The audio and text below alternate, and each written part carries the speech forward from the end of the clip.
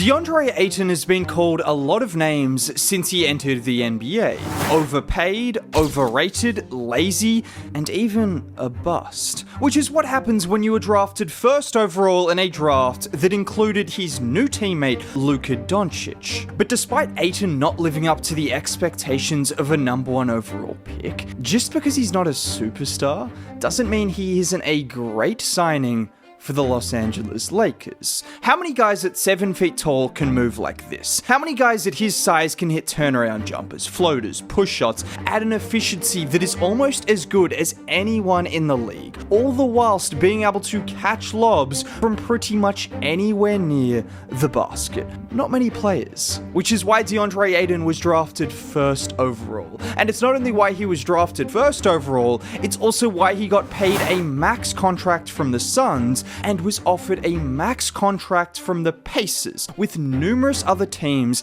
interested in him. Because his level of skill, size, and athleticism is rare, even in a league full of the rarest athletes. And don't just take it from me, after seeing Ayton in practice, this is what JJ Redick said yesterday. Deandre's been here the last couple weeks playing with the guys and just super impressed by his size, his agility, his hands. This guy played pick and roll with Chris Paul. His feel for two-man action is just super high, and really excited to see him play with Luka. And that's the key, because whilst he hasn't reached the heights we saw him reach in Phoenix, where he started 45 playoff games in just 3 seasons, averaging 16 points and 10.5 boards a game during that period of time, he's not exactly been a scrub the last couple of seasons. Because whilst a lot of people tell you the Lakers are signing someone who is no longer in their prime, Ayton is only 27 years old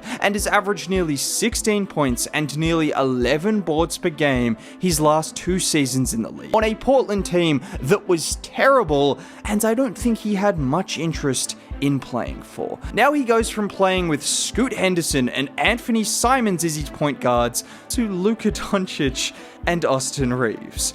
And like JJ said, if you can play the pick and roll with Chris Paul, you are going to love playing the pick and roll with Luka Doncic. The problem with Ayton, and a lot of other players, is the expectations placed on them. When you were the number 1 overall pick and get paid a max contract, you were expected to be an all-star, a superstar. Ayton is not that, but the Lakers, they don't need him to be that. They used a grand total of 0 draft capital or trade capital to sign him, and gave him a contract that is incredibly team friendly. And when you start comparing the numbers Ayton averaged last year, which was the worst season of his career, to other players who averaged similar numbers, you start to realize that $8 million is incredibly friendly. And the reason I am certain Deandre Ayton is going to be a great addition for the Lakers is because they just played a playoff series with Jackson Hayes as their starting center. Jackson Hayes. He can give you some production off the bench, but he is not a starter. You can criticize Deandre Ayton all you want, but the difference in talent, in skill, in size, in strength is so wide that there is almost no feasible way that Ayton is not an improvement as long as he's healthy. And when I say the gap in talent, just look at him on this play. He's up against Goga Bitadze. He's backing him down one way, back the other way, and with the shot clock expiring, how about the one-legged Dirk Nowitzki fadeaway, and it's money. Well, this time posted up against Kevon Looney, a simple pivot left, and his jump shot is just pure. And this is why Ayton is an upgrade on Hayes. Not only is he stronger, a better rebounder, a better defender, but Ayton has some of the best touch in the NBA. When he gets that ball within 5 to 12 feet of the rim, there are very few players who are more efficient or more comfortable. And this could be effective for the Lakers in a number of ways. You could see him on the block against mismatches. You could also see it in situations where 2 defenders go to the ball, like on this play where he hands it off to Simons.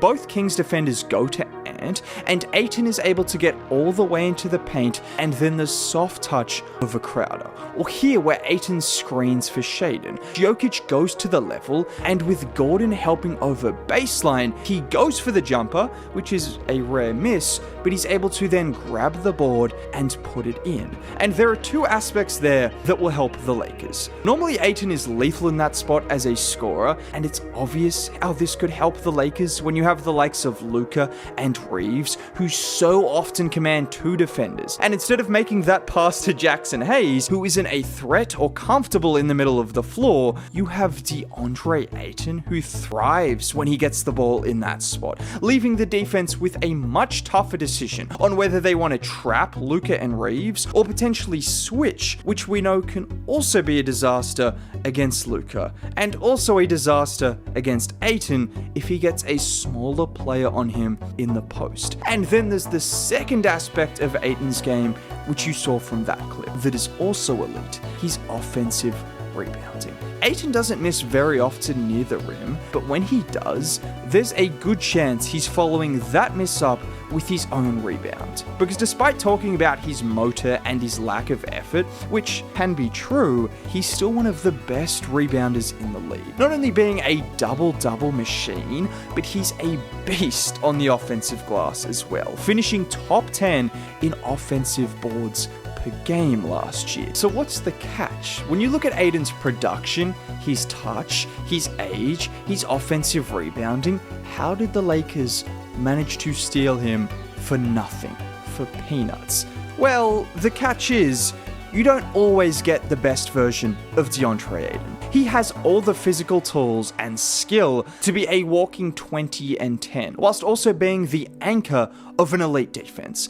And I can say this because we saw him do it during his years in Phoenix, but he can also be uninterested. He doesn't screen very hard, he doesn't always roll to the rim, and his defense isn't always at the level it could be, which is some of the reasons why Portland cut him despite having 2 years left on his contract, in addition to them wanting to play their younger centers as well. But I do think a lot of Ayton's flaws have been overplayed, and his strengths have been undersold because of that contract and that draft position. And if there is a reason to be positive we could see the best version of Deandre Ayton since his days in Phoenix, well, there's two reasons: Los Angeles and Luka Doncic. And Deandre has already talked about the opportunity to play with Luka. This is an opportunity that I won't take for granted. Luka is a once-in-a-generation player, and I'm happy to be his teammate. Hearing about the kind of shape he's been in, he's super ripped, and I'm finally glad to be on his side. And just the partnership those two guys could form, you heard it with JJ Redick. We've seen what Luka did with Derek Lively, Daniel Gafford.